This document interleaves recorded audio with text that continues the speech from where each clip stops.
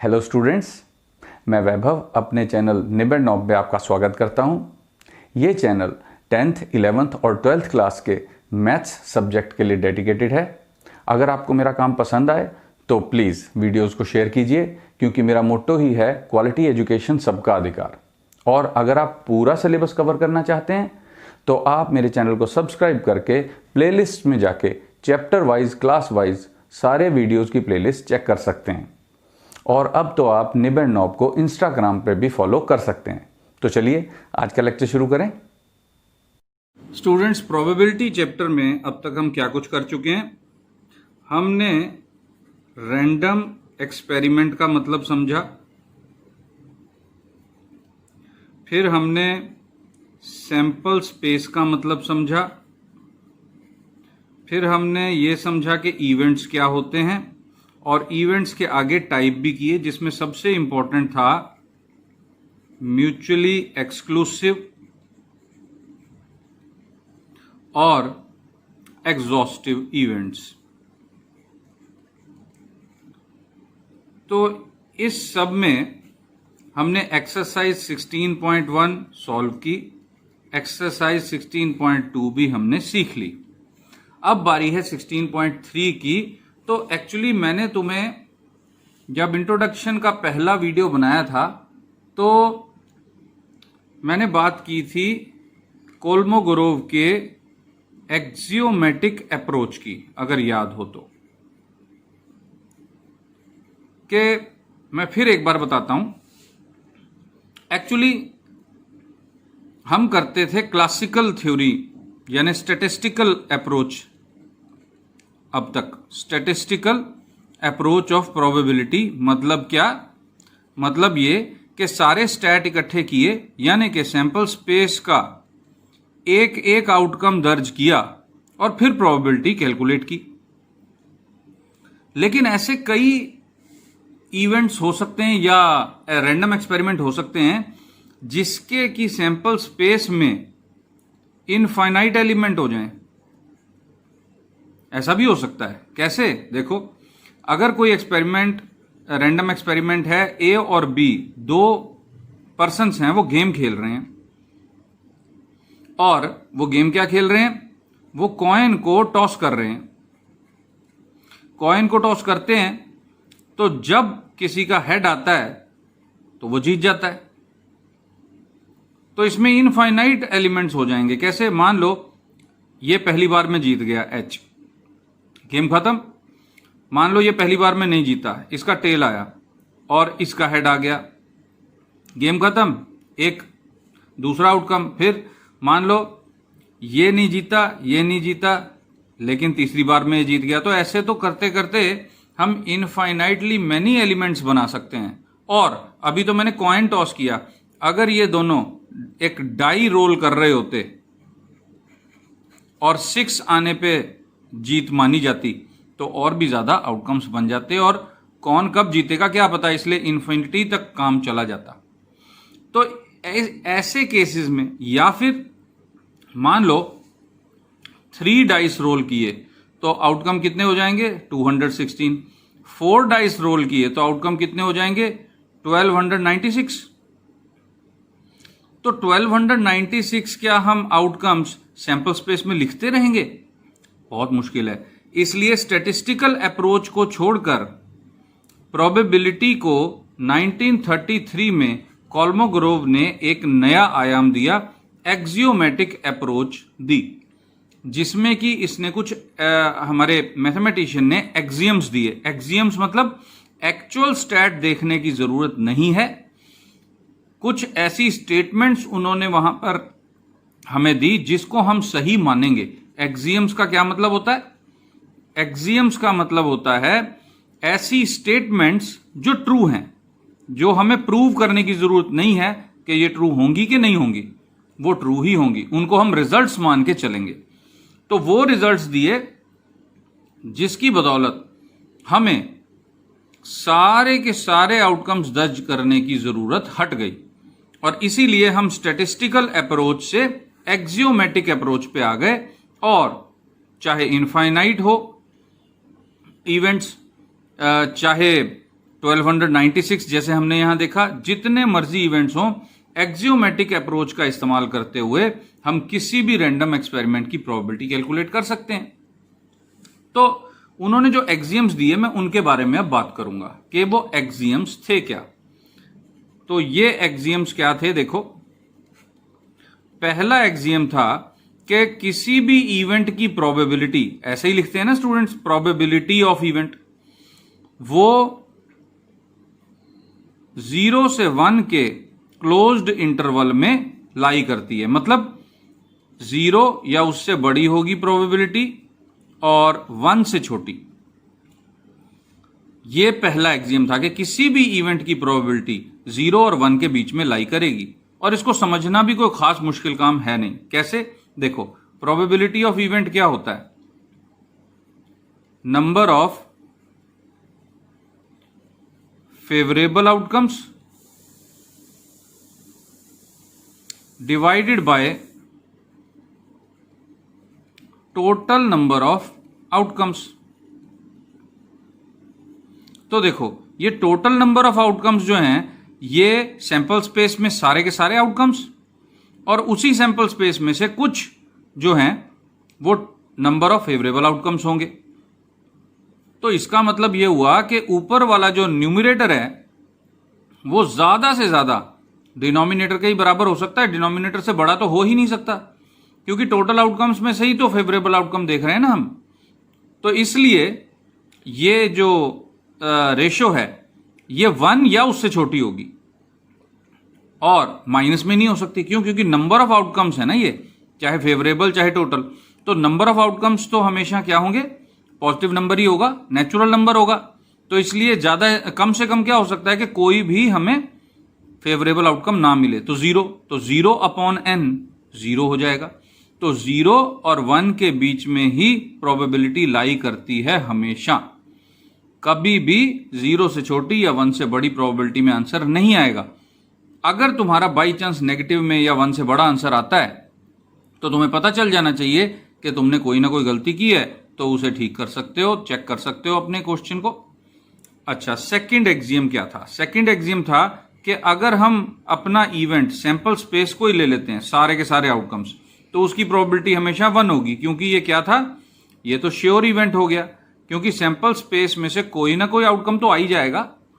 अगर sample space को ही outcome ले लिया, जैसे कि एक डाइस को रोल करते हुए हमने कहा कि 1, 2, 3, 4, 5 या 6 कोई भी आ जाए, तो इन्हीं में से ही कोई नंबर आएगा। तो इस बात की प्रोबेबिलिटी तो 1 है, मैक्सिमम प्रोबेबिलिटी है। अच्छा, इसके बाद हम थर्ड एक्सियम पे चलते हैं। थर्ड एक्सियम था, अगर हमने किसी इवेंट के ना होने की प्रोबेबिलिटी देखनी है, तो इसका मतलब क्या है? प्रोबेबिलिटी ऑफ कॉम्प्लीमेंट, यानी कि 1 minus probability of that event. किसी इवेंट की ना होने की प्रोबेबिलिटी कैसे फाइंड करते हैं? उसके होने की प्रोबेबिलिटी को 1 में से माइनस करके। उसके बाद फोर्थ था कि अगर हमारे पास कोई ऐसा इवेंट है जिसका कोई आउटकम ही नहीं है, 5, तो उसकी प्रोबेबिलिटी 0 होगी, क्योंकि नंबर ऑफ फेवरेबल आउटकम्स ही नहीं बनेंगे। तो 0 ओवर n, तो 0। उसके बाद हमारे पास जो फिफ्थ एक्सियम है वो है, अगर हमने 2 इवेंट्स के यूनियन की प्रोबेबिलिटी देखनी है, तो वो होता है दोनों इवेंट्स की प्रोबेबिलिटी को पहले कर दो प्लस और उनकी इंटरसेक्शन को कर दो माइनस। अब ये क्या बात है, माइनस क्यों कर रहे हैं? यूनियन का मतलब तो वैसे ही ऐड करना होता है, माइनस क्यों कर रहे हैं? देखो, ये चीज हमें बहुत आसानी से वेन डायग्राम से समझ में आ जाती है। ये सैंपल स्पेस है, ये इवेंट E, ये इवेंट F। अब अगर मैंने probability of E union F देखनी है, तो मैंने क्या किया? पहले E के एलिमेंट्स का टोटल कर लिया, फेवरेबल आउटकम्स, यानी P ऑफ E। उसके बाद प्लस किया P ऑफ F, यानी कि मैंने क्या किया? F के सारे एलिमेंट काउंट कर लिए और प्रोबेबिलिटी फाइंड आउट कर ली। लेकिन यहां पे एक प्रॉब्लम हो गई। देखो, ये जो कॉमन रीजन था ये 2 बार काउंट हो गया, तो इसका मतलब ये जो प्रोबेबिलिटी है इसके बराबर नहीं हो सकती। ये 2 बार काउंट किया है तो एक बार मुझे इसका इंटरसेक्शन की प्रोबेबिलिटी माइनस भी करनी पड़ेगी, ताकि ए यूनियन बी का बराबर ए ई यूनियन एफ जो है उसके बराबर प्रोबेबिलिटी निकले, उससे ज्यादा ना निकले। तो ये बहुत ही इंपॉर्टेंट फॉर्मूला है स्टूडेंट्स, ये सारे ही इंपॉर्टेंट फॉर्मूले हैं, ये तुम्हें पता होने चाहिए। अच्छा, ये तो था 5th। उसके बाद 6th एक्सियम क्या था कि प्रोबेबिलिटी अगर म्यूचुअली एक्सक्लूसिव है, ई एंड एफ अगर म्यूचुअली एक्सक्लूसिव इवेंट्स हैं तो इनके यूनियन की प्रोबेबिलिटी होती है probability of E plus probability of F. Simple. क्यों? क्योंकि इंटरसेक्शन की प्रोबेबिलिटी तो निल होगी, ये क्योंकि म्यूचुअली एक्सक्लूसिव इवेंट्स जब होते हैं तो उनकी वैसे भी इंटरसेक्शन की प्रोबेबिलिटी 0 ही हुआ करती है। क्यों? क्योंकि म्यूचुअली एक्सक्लूसिव इवेंट्स हमने देखा है उनका इंटरसेक्शन तो फाई आता है। तो अगर हम 4th अपना देखें एक्सियम तो पी ऑफ फाई जो है वो 0 है, तो ये 0 हो जाएगा, तो इतना ही रहेगा। और सबसे इंपॉर्टेंट हमारे 7th एक्सियम, लास्ट एक्सियम जो है, इसको अच्छी तरह समझ लो। एक बार फिर मैं तुम्हें बता देता हूं। पहला एक्सियम था कि किसी भी इवेंट की प्रोबेबिलिटी 0 और 1 के बीच में लाई करेगी। दूसरा एक्सियम था कि अगर हमने इवेंट श्योर इवेंट की प्रोबेबिलिटी 1 है, यानी कि अगर हमने सैंपल स्पेस को इवेंट मान लिया तो प्रोबेबिलिटी 1 है। किसी इवेंट के ना होने की प्रोबेबिलिटी कैसे निकालते हैं? 1 में से उसके होने की प्रोबेबिलिटी माइनस कर दो। अगर कोई इम्पॉसिबल इवेंट है, इसको कहते हैं इम्पॉसिबल इवेंट। इम्पॉसिबल इवेंट की प्रोबेबिलिटी 0 होती है। इम्पॉसिबल इवेंट का क्या मतलब है? जिसकी हमें कोई आउटकम ही ना मिले, फाई सेट बन जाए। फिर यूनियन की प्रोबेबिलिटी, ये बहुत इंपॉर्टेंट फॉर्मूला है स्टूडेंट्स, ये अभी काम आ रहा है, आगे +2 में काम आएगा, कि किसी 2 इवेंट्स के यूनियन की प्रोबेबिलिटी, इकट्ठे होने की प्रोबेबिलिटी क्या होती है? दोनों की प्रोबेबिलिटीज अलग अलग जो है वो प्लस करो और उनके इंटरसेक्शन की, इकट्ठे होने की ई इंटरसेक्शन एफ को माइनस कर दो। वो क्यों करते हैं इंटरसेक्शन माइनस, ये मैंने तुम्हें बता दिया। और म्यूचुअली एक्सक्लूसिव इवेंट्स की प्रोबेबिलिटी, यूनियन की प्रोबेबिलिटी कैसे निकालते हैं? दोनों को प्लस कर दो। तो ये तो था हमारा एक्सियम, 6 एक्सियम। अब 7th एक्सियम की बात करते हैं। पेज पलट लूं, उसके बाद करते हैं बात। 7th एक्सियम है कि अगर हमारी सैंपल स्पेस ऐसे है, ω1, ω2, ω3, ये सारे के सारे आउटकम्स मैं दर्ज कर रहा हूं इस रैंडम एक्सपेरिमेंट के। तो पहली बात तो ये कि ये सारे के सारे अलग अलग आउटकम्स जो हैं, probability of these all outcomes are equal. ये इक्वली लाइकली हैं, पहली बात। और दूसरी बात, अगर हम इन सब को ऐड कर देते हैं 1 to n ω_i तो 1 के बराबर आ जाता है। मतलब जितने भी ये आउटकम्स हैं अलग अलग, इन सब की अलग अलग प्रोबेबिलिटी लेके प्लस करेंगे तो 1 के बराबर आएगा। सारे सिंपल इवेंट्स जो हैं, सिंगलटन सेट बनेगा जिनका, सारे के सारे ऐसे इवेंट्स, इन सब का जोड़ 1 के बराबर आता है। ये हमारा 7th इवेंट है। एक बार फिर समझ लो कि ये सारे के सारे सैंपल स्पेस के सारे एलिमेंट्स जो होते हैं, पहली बात तो ये सारे के सारे इक्वली लाइकली होते हैं। मतलब सैंपल स्पेस के सारे एलिमेंट्स यानी कि सारे आउटकम्स में से कोई भी एक आउटकम आ सकता है, सबकी प्रोबेबिलिटी आपस में बराबर होती है अगर अलग अलग देखा जाए तो, और उन सब की प्रोबेबिलिटी बराबर है। दूसरी बात कि इन सबको अगर प्लस कर लिया जाए तो 1 के बराबर ही आता है। ये हमारा 7th एक्सियम है। तो हमने प्रोबेबिलिटी की बहुत बात कर ली, एक्सियोमेटिक अप्रोच में मैंने एक्सियम्स तुम्हें समझा दिए। तो अब हम ऐसा करते हैं, 16.3 एक्सरसाइज शुरू कर देते हैं। तो उसका पहला क्वेश्चन करते हैं। तो ये है स्टूडेंट्स एक्सरसाइज 16.3 का पहला question. Which of the following cannot be valid assignment of probability for outcomes of sample space S is equal to omega 1, omega 2, omega 3, omega 4, omega 5, omega 6, omega 7, ये हमारे सैंपल स्पेस के outcomes हैं। और ये W जैसे लग रहे हैं लेकिन ओमेगा इनको कहा जाता है। और असाइनमेंट मतलब ये क्या है, ये प्रोबेबिलिटीज हैं इनके होने की। तो हमने देखना है कि ए पार्ट में जो असाइन की हैं probabilities, probability of omega 1, probability of omega 2, ये सारी वैलिड हैं कि नहीं। तो कोई खास मुश्किल काम नहीं है। देखते हैं सॉल्यूशन। सॉल्यूशन में सबसे पहले हमने लिखना है sample space comma S is equal to omega 1, comma omega 2, comma omega 3, omega 4, omega 5, omega 6, omega 7। उसके बाद ए पार्ट।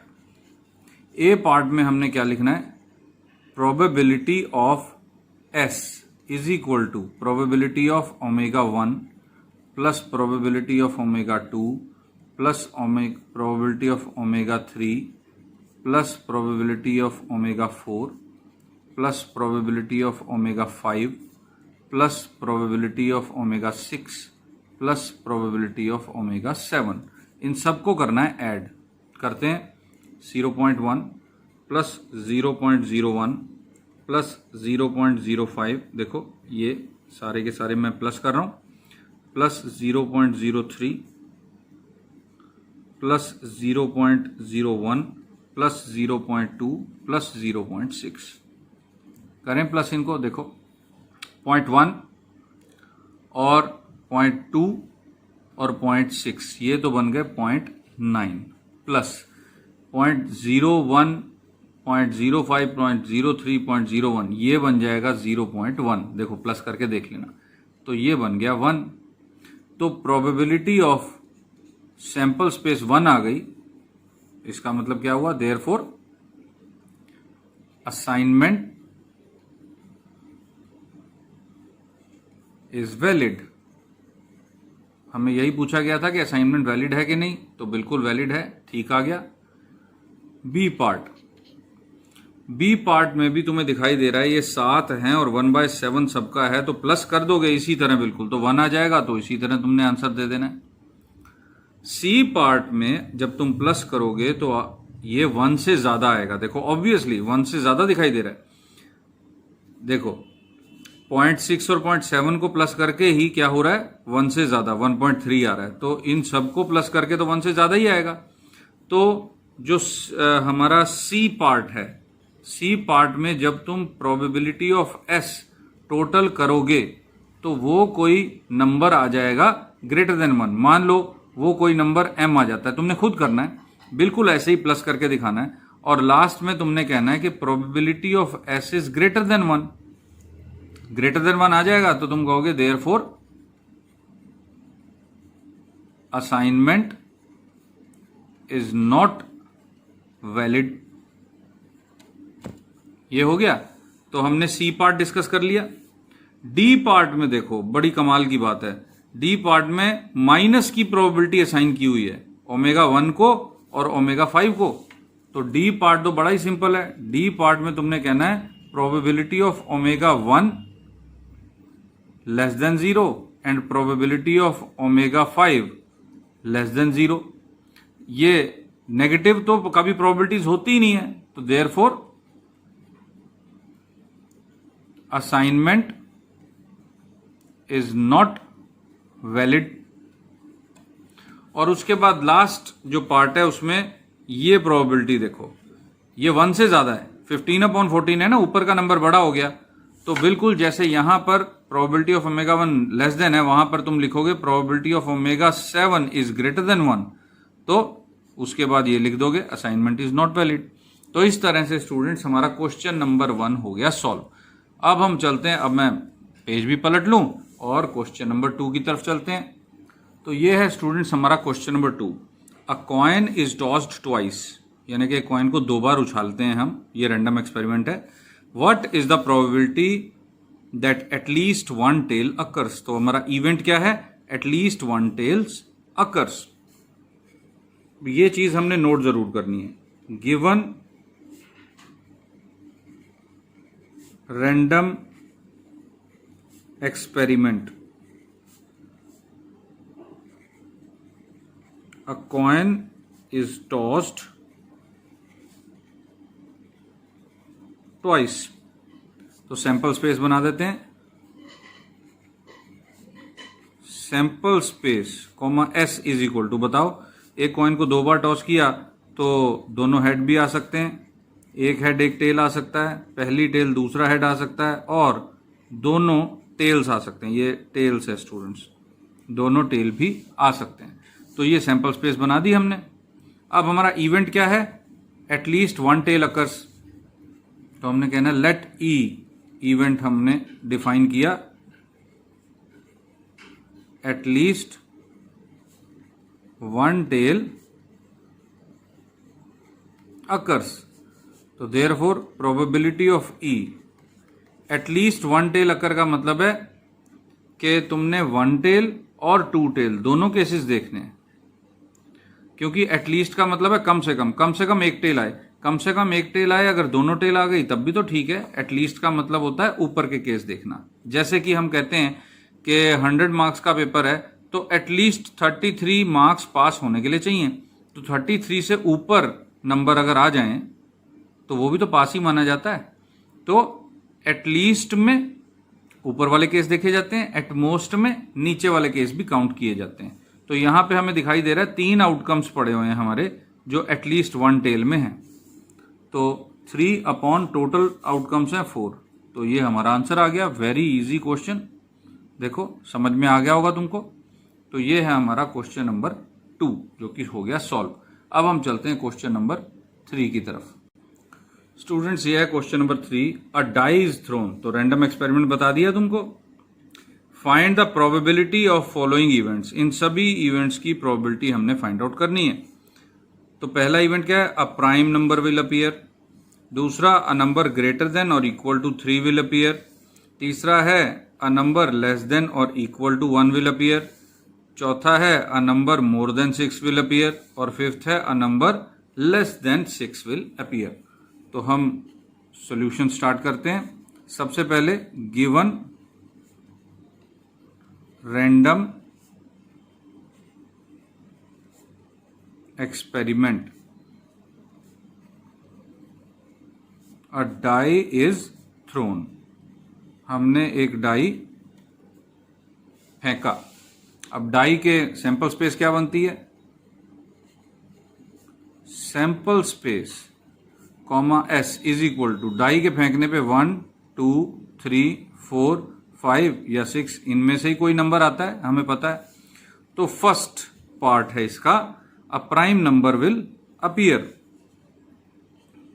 लेट हमने इवेंट मान लिया a prime number will appear. ये हमारा इवेंट है। तो देयरफॉर प्रोबेबिलिटी ऑफ ई कितना हो गया? देखो प्राइम नंबर इसमें कौन कौन से हैं? 2 3 और 5, यही है 2 3 और 5। तो कितने आउटकम्स हो गए?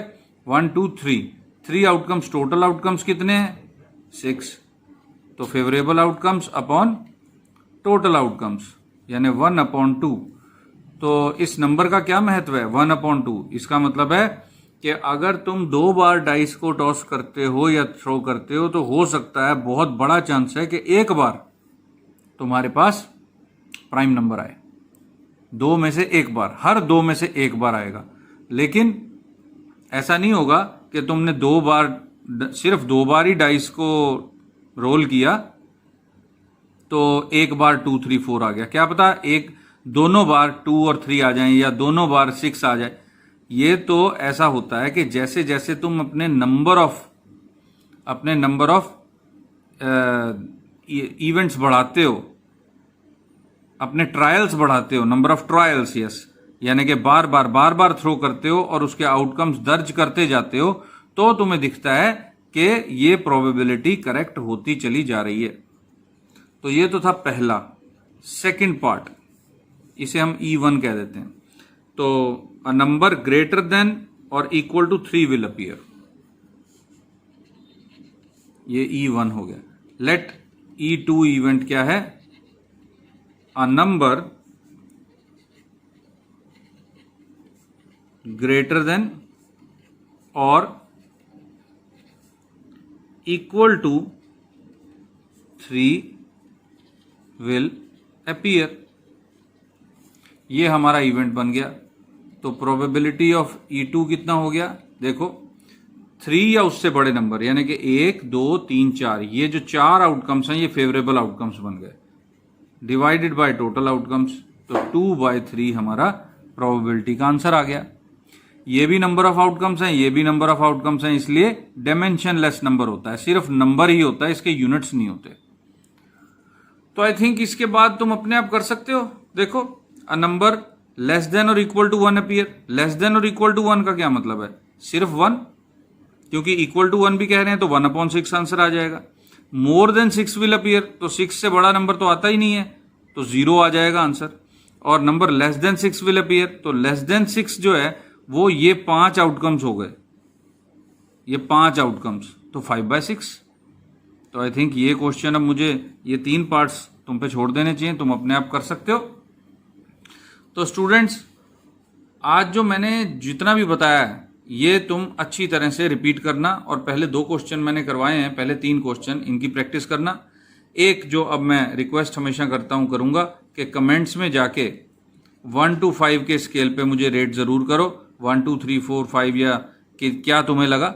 और अगर तुम्हें पसंद आए तो लाइक का बटन जरूर दबाना, और स्टूडेंट्स अगर तुम लाइक का बटन दबा रहे हो तो शेयर जरूर करना अपने साथियों तक, क्योंकि क्वालिटी एजुकेशन सबका अधिकार है। और अगर ट्यूशन से बचना चाहते हो, ट्यूशन से मैं बिल्कुल तुम्हें पढ़ने की जरूरत नहीं है। अगर मेरे चैनल को सब्सक्राइब करके तुम प्लेलिस्ट को चेक करते हो, प्लेलिस्ट चेक करोगे तो उसमें चैप्टर वाइज, क्लास वाइज सारे वीडियोस अलग अलग प्लेलिस्ट में तुम्हें मिल जाएंगे, और वहां से तुम सारे चैप्टर कवर कर सकते हो, और तुम्हें ट्यूशन जाने की जरूरत नहीं है। टाइम और पैसे बचाओ। और इस चैनल से सारा का सारा 10th क्लास हो, चाहे 11th क्लास हो, चाहे 12th क्लास हो, तीनों ही चैप्टर्स, तीनों ही क्लासेस का सारा सिलेबस कवर करो। तो कमेंट करना मत भूलना स्टूडेंट्स, इन क्वेश्चंस की प्रैक्टिस करो, कॉन्सेप्ट्स को समझो। Best of luck. अब हम मिलेंगे अगले वीडियो में, इससे आगे बढ़ाएंगे इस एक्सरसाइज को। Thank you for watching.